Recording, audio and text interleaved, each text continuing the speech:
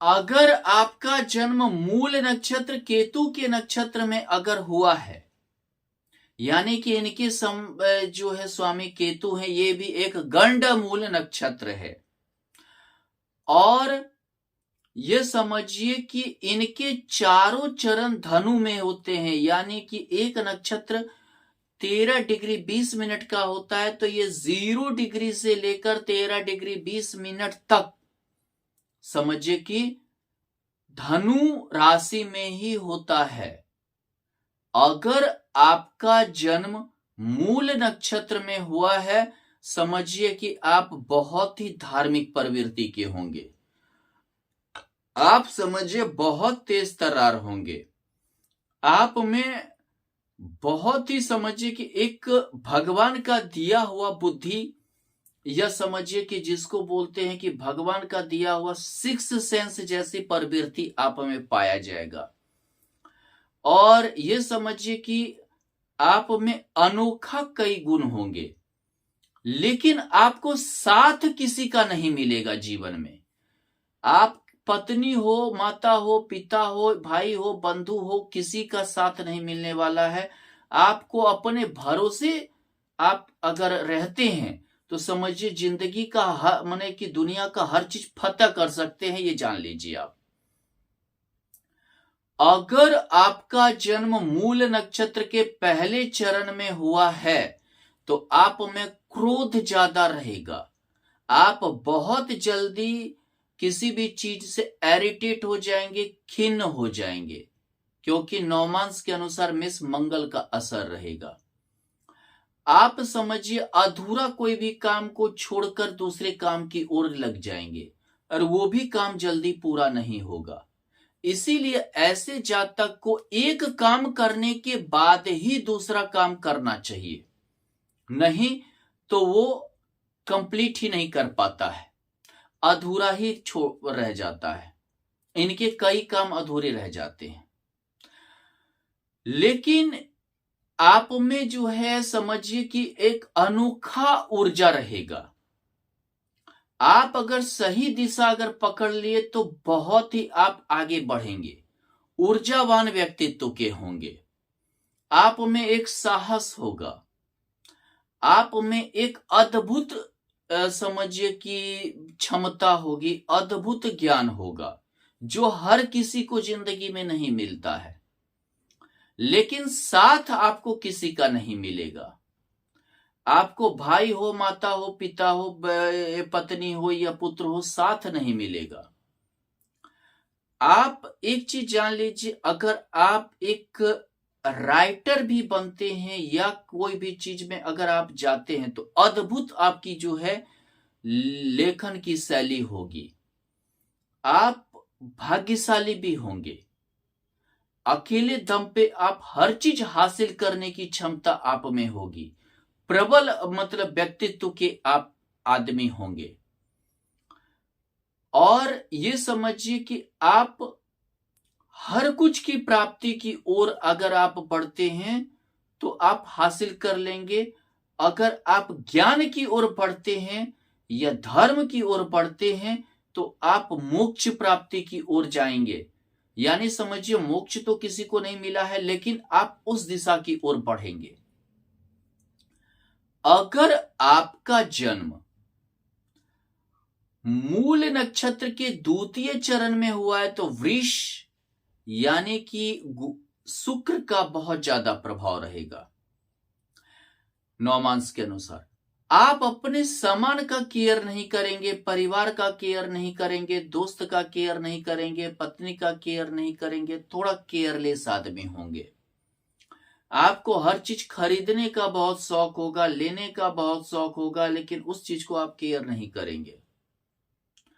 देखभाल अपने सामान का नहीं करेंगे, देखभाल मतलब हर चीज का नहीं करेंगे, केयरलेस आदमी होंगे। थोड़ा सा जो है लापरवाही आप में रहेगी। आप पहले तो आप बहुत ज्यादा सुख भोग की ओर ध्यान देंगे, बाद में उस चीज से आप इरिटेट हो जाएंगे। फिर आप में एक समझिए त्याग की भावना आने लगेगी। आप हर चीज को त्याग कर आगे बढ़ने की फिर जो है आप कोशिश करने लगेंगे। पहले आपको परिवार से बहुत ज्यादा लगाव होगा, बाद में आपको परिवार से जो है समझिए विरक्ति लगने लगेगी। पहले आपको पत्नी से बहुत ज्यादा लगाव होगा, बाद में पत्नी से विरक्ति लगने लगेगी। आप पहले बिजनेस में बहुत उन्नति कर जाएंगे, फिर उस चीज को छोड़कर किसी और चीज को करना चालू कर देंगे। आपको पहले धन संचय का बहुत ज्यादा मतलब कि जोर रहेगा, धन संचय के बाद आप उस चीज से जो है मुक्ति पाने शुरू कर देंगे। ये आपका स्वभाव एक गो मतलब की स्वभाव रहेगा, लेकिन आप में अद्भुत क्षमता भी पाया जाएगा। अगर आपका जन्म मूल नक्षत्र के तृतीय चरण में हुआ है तो मिथुन, नौमांस के अनुसार मिथुन यानी बुध का प्रभाव आपके ऊपर बहुत ज्यादा रहेगा। आप बहुत ही क्रिएटिव माइंड के होंगे। आपके आगे जो आपका दुश्मन है वो हमेशा हार मान जाएगा, हमेशा आपसे जो है वो कभी जीत नहीं पाएगा। आप समझिए कि गजब आप में लिखने की क्षमता होगी, गजब आप में सोचने की क्षमता होगी, गजब आप में कुछ करने की क्षमता होगी, बहुत ही उत्तेजित होंगे।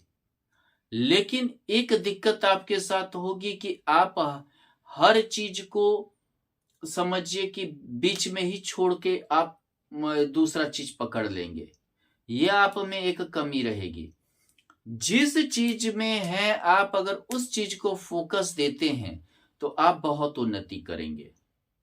यानी कि उस चीज को छोड़े नहीं, उस चीज को लेकर बढ़ते रहेंगे तो आपकी उन्नति कोई नहीं रोक सकता है। अगर थोड़ा सा आपको पड़ोसी से, आसपास से समझिए कि इस सब से आपको दिक्कत हमेशा महसूस होगा, हमेशा जो होगा भाई बहन से आपको दिक्कत होगा। यानी आप अपने भाई बहन के लिए तो बहुत कुछ करेंगे, लेकिन वक्त पे आपका भाई बहन आपका नहीं करेगा। हो सकता है आपके लालन पालन आपके मामा घर में हो, लेकिन बाद में जो है समझिए कि आपका मामा घर में हो, यानी कि अपने घर से भी थोड़ा आपको विरक्ति बचपन में भी मिल सकती है। यहां पर जो है कि जो है समझिए कि मूल नक्षत्र वाले के लिए दूसरा चीज ये है कि आप में सेवा की भावना रहेगी, लेकिन आपके प्रति कोई भला सोचने वाला नहीं होगा।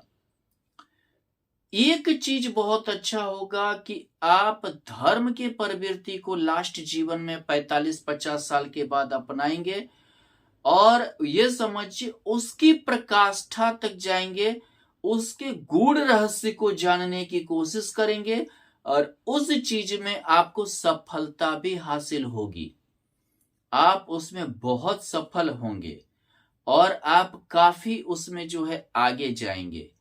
अगर आप बाद में 50 साल के बाद हर चीज को त्याग कर एक समझिए संन्यास या वैराग्य का जीवन भी अपनाते हैं तो ये समझिए उसमें भी आपको सक्सेस मिलेगी, क्योंकि आप में एक विरक्ति पर बोलने की क्षमता होगी, आपकी विलक्षण प्रवृत्ति होगा, जिसके कारण कि आप आगे बढ़ेंगे, उन्नति करेंगे, बहुत ज्यादा जो है कुछ ना कुछ हासिल करेंगे।